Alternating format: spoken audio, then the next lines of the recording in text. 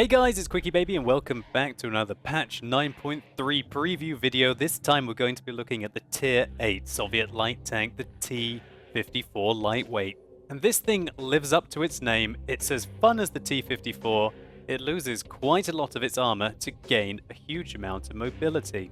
It's got the heaviest armor of any of the light tanks in the game, but it lacks none of the mobility of a light tank. If this sounds like the vehicle for you, stay tuned. I've got a double helping of gameplay coming right up, right after we talk about the stats. So the tank has got 1,200 hit points, which is more than the AMX 1390 and more than the WZ-132. It weighs 4.5 tons less than the T-54 and has a 700 horsepower engine. Now that's the same engine power that the T-54 gets, but losing that weight on the tank, which is basically removing armor from it, increases its speed. And not just its acceleration, its top speed is a whopping 69 kilometers an hour, which allows this tank to rip around the battlefield. The traverse speed is also slightly better than the T-54 at 50 degrees a second. Now, as we mentioned, the tank's armor is 80 at the front, 60 at the side, and 45 at the rear. But the turret is rather impressive, 160 at the front, 120 at the side, and 60 at the rear. Now, that's obviously not going to perform the same as the characteristics on the T-54, but the lightweight, unlike most of the other light tanks, is able to pull off a bounce. Now, just to reiterate that this tank is at Tier 8, and it gets quite a nasty little gun for a Tier 8 light tank. This 100mm fires 7.5 rounds a minute with 175mm of penetration with its regular rounds, packing 250 alpha damage, 0.38 accuracy, and 2.3 seconds aim time. When we compare this, for example, to the gun on the WZ-132, it has a better rate of fire, worse penetration, the same alpha damage, and slightly worse accuracy but the same aim time. A better comparison would be to compare this to the gun that's mountable on the T-44. It has about the same rate of fire, the same penetration, the same alpha damage, slightly worse accuracy but the same aim time. So if you're a T-44 driver, then you'll know what to expect from this fantastic 100mm on the T-54 lightweight variant. Now this gun already is used on the T-54. In fact, it's the stock gun on the T-54, so if you're worried about having to research this vehicle and the module costs being very expensive, then don't worry too much. You'll already have the engine if you have the SU-122-54 or the Object 416 as an example, and you'll already have the engine unlocked from the T-54 or the SU-122-54, which makes this quite an attractive tank to get. If you already have the T-54, you will have to spend barely anything on this tank to make it fully upgraded and play it at its maximum capabilities. So here we are playing the T-54 lightweight on Sand River. Now for all intents and purposes, you can consider a Tier 8 light tank, such as the T-54 lightweight, to get the same matchmaking as a generic Tier 9 tank. So this is a rather nice matchup for this vehicle. There are only 4 Tier 9 tanks on the enemy team. And when you consider that we have the same gun as this T-44, built into a very quick, rapid machine, Tier 8 tanks really can't compete with this vehicle. So immediately, an RU-251 has gone very aggressive indeed, and we managed to get our first shot into the Borsig. We aim our second one, but it goes quite far to the left, missing the target. We try and fire one blind, hoping to hit him, and that's the first time we've been spotted. We got to fire all of those shots, remaining hidden until the 1390 poked himself round that corner. So get used to the gun depression in the T-54 lightweight and the aim time on this tank. Now I'm using vertical stabilizers and I do have a rather skilled crew, which mean that the aim time is not too bad. Very similar to the T-54 if you choose to use the lower aim time gun, the one with 200mm of penetration. So we fire on the move there. We really don't want to give this T-49 an easy shot, otherwise he might be able to one-hit us. But there's a T-54 lightweight who's managing to crest the ridge. But we don't quite manage to catch him with our first shot. We're aiming for his tracks. We damage him this time, but we failed to take the tracks off. Now considering the alpha damage of this gun, 250, it's rather nice for a Tier 8 light tank. Similar to if you use the 100mm on the WZ-132, which allows you to just pick apart your tanks quite quickly indeed, considering this rate of fire. We fire one at him. Notice he's on low health to try and make a push on him, but he dies before we get in. Just check out how good the T-54 lightweight is at firing on the move. And that's our equal number at T-44. But it's really not a fair matchup for him. This tank feels as strong as the T-54, but just plays out in a different kind of way. You don't have that raw power the T-54 has, with its 100mm with 320 alpha damage, 200mm of penetration, and having that 120mm of frontal armor in the T-54. But what you do get is some insane mobility, which allows you to absolutely whiz around the battlefield. Now here is a Tier 8 American light tank, a T-49. The duels between these vehicles are going to be very challenging indeed. He does have a gun, which can absolutely obliterate us if he manages to hit us. Thankfully, we get to hide behind another wreck of a T-49, which we made earlier, and his very inaccurate high aim time gun is unable to pinpoint us from behind the wreck. Whereas it's very easy for us to dart backwards and forwards and put shot after shot into him. It's a lot more tricky for him to do the same thing to us. But then again, if he manages to hit that shot, then we're not going to be doing very well at all. So we've seen an opportunity to advance into the enemy base and just check out this 69 km/h top speed limit. This thing whizzes around the battlefield, allowing you to outflank your opponents, and this VK has no chance. He's got 2 Tier 8 light tanks on him now. And we can continue. Just check out the mobility of this vehicle. So we take a hit there from the Borsig. It goes into our tracks, failing to do any damage to our tank. That was a little lucky. That could have been a one-shot if he was using the 150mm. But the hunter becomes the hunted. He missed his opportunity to kill us. We can see that he's not actually using the 150mm, which means that we can take a shot from him if we need to. Of course, we don't want to take a shot for him. We'll just casually wait until he starts to aim at us and pulls back. Now this Centurion realizes that he has to interrupt the cap circle. But what he doesn't understand is he's given his back to a Tier 8 light tank with some rather brutal DPM, and more than enough penetration to go through him very reliably indeed. We've penetrated 3 shots so far, 4 shots bringing our total damage to 1,029. But no kills for us today. Feels like whenever we have that last kill, it's taken away from us. Or that last shot, I should say.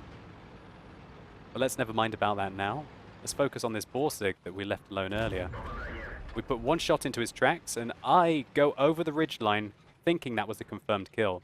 Luckily for us, it took his tracks off, or he simply didn't turn his tracks in the same way as his turret.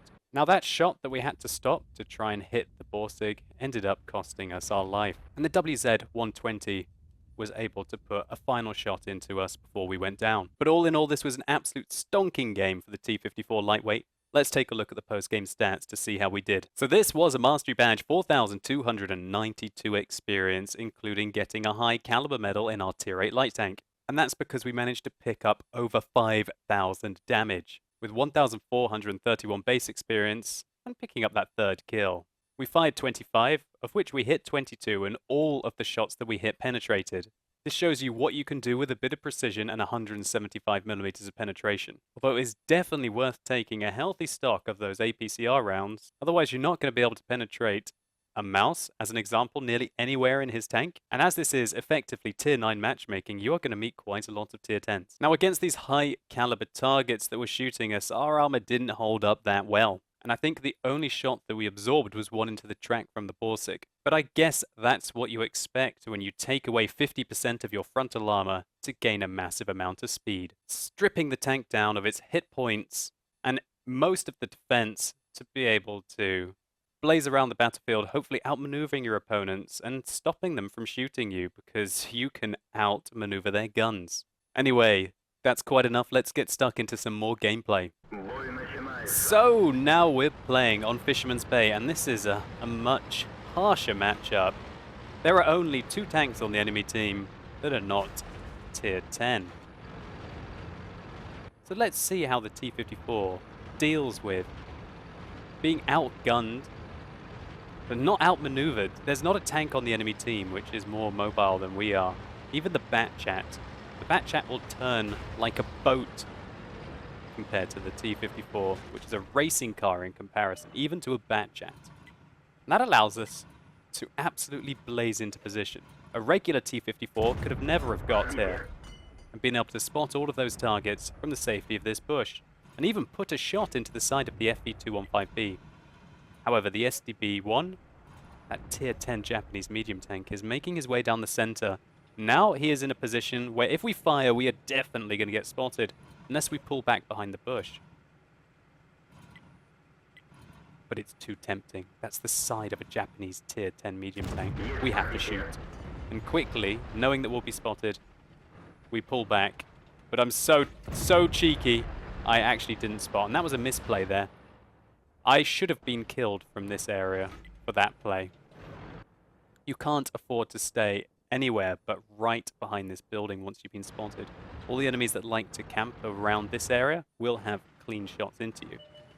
Nevertheless, we get to come back out, put a shot into the SDB-1, and we bounce a shot from a tier 10 Japanese medium tank right off the turret there. As you can see, it held up very well. His armor's not holding up against us. We go out to spot him again. And death approaches for him. Sitting right in the middle of the map is never a good idea when you've got 2 tier 10 artillery, including a rather accurate and quick to aim Object 261 on the enemy team. So we pop out again, and we've got a one-on-one engagement with a T-49. Remember, if this thing derps us, we're likely to die, but we can use our maneuverability and our quick aim time, little pop gun, to outperform him. And he doesn't want to shoot, because he knows if he shoots, he's going to have to reload for a long time. Now he gets killed by the E3. He fires a shot, which was a heat round, into our tracks, failing to do any damage. And we win our duel without losing a point of health there.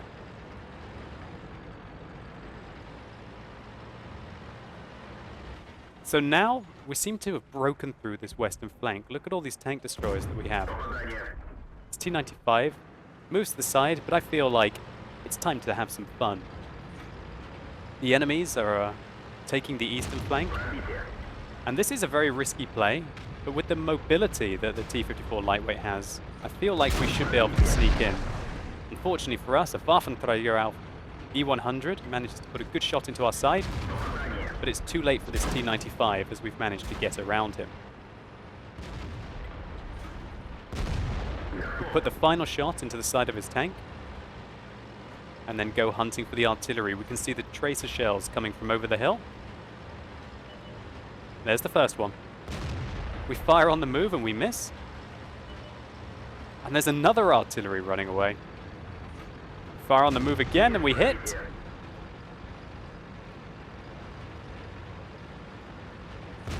Oh, that one just dipped. And I tunnel vision here, get shot by the Waffenträger again, but I quickly react to put the tracks back on. We manage to evade his fire. Now our artillery counters the enemy artillery. But I'm not done. I want to take the Batchat out, but we can't quite make it. Now we're in a very tricky situation. That tier 10 German autoloader tank destroyer has us locked down.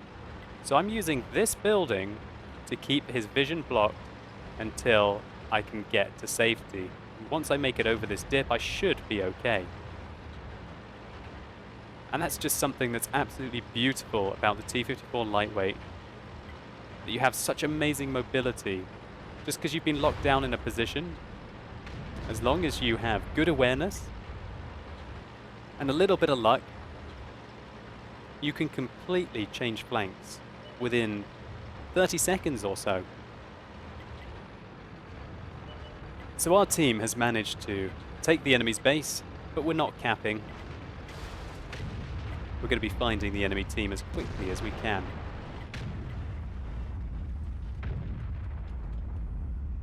So we're trying to scout out a shot, put one into the 183. We've got to play carefully. That Waffenträger hit us twice and cost us all of our hit points. We could get sneezed on right now and die.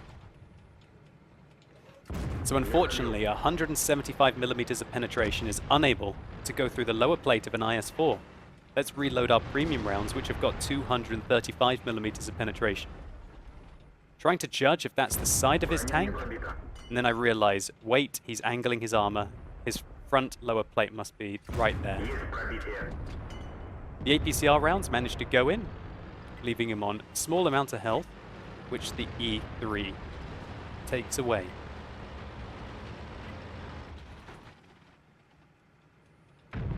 Again, check out the aim time on this vehicle, and we put in a healthy shot into the 183mm Tier 10 British turreted tank destroyer. So I'm wondering what this Waffenträger is doing. What is he doing? Oh wait. He has become an E100 Waffenboat. Oh my word. Not the right day for you, sir. So we load our HE ammunition, but we don't want to get shot by him. I fire an HE round into the side of his tracks, just to get a bit of assistance damage, while the rest of my team pick him apart.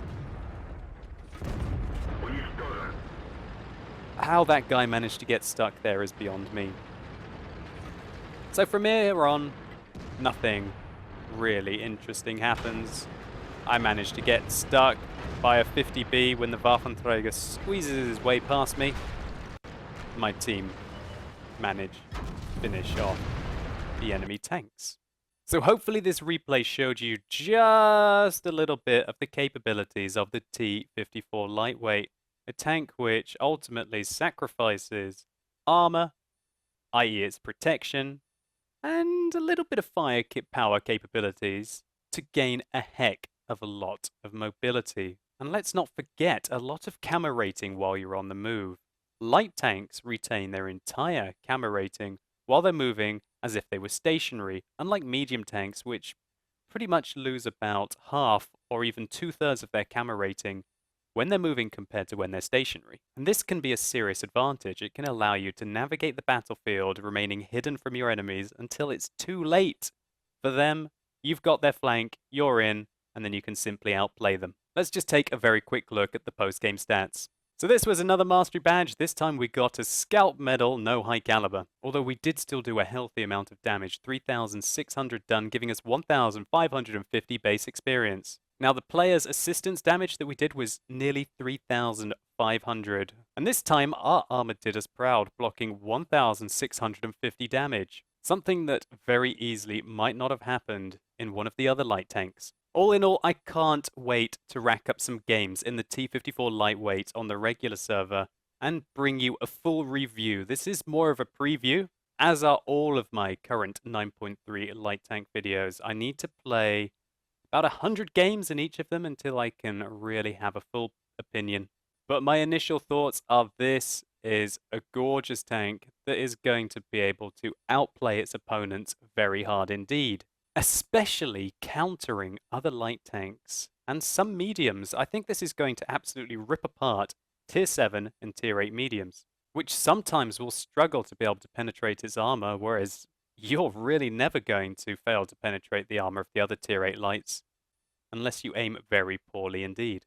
The T-54 lightweight may not be revolutionary with its playstyle, or even its tank model. It's basically a T-54 just looking slightly different. So many people are not as excited about this tank as they are, for example, to the Speerpanzer RU-251, the T-49, or its predecessors like the M41 Walker Bulldog. So maybe this is going to go under the radar of quite a lot of players. But one thing I would thoroughly recommend is that you don't overlook this vehicle and you don't underestimate it. It's going to be an absolute terror on the battlefield. I will be picking myself up one very quickly. and can't wait to rack up some games. Anyway, guys, I hope you enjoyed this preview. If you did, please consider giving it a like down below. It'll really help the channel out, and I'd appreciate it. And let me know in the comments what you think about the T-54 lightweight. Do you think it's kind of the bastard child of a T-54 and a T-44? Do you think it works well in the game? Or do you think it's a kind of unnecessary light tank / medium tank wannabe? Anyway, guys, thank you so much for watching. You've been epic, and hopefully I'll see you soon.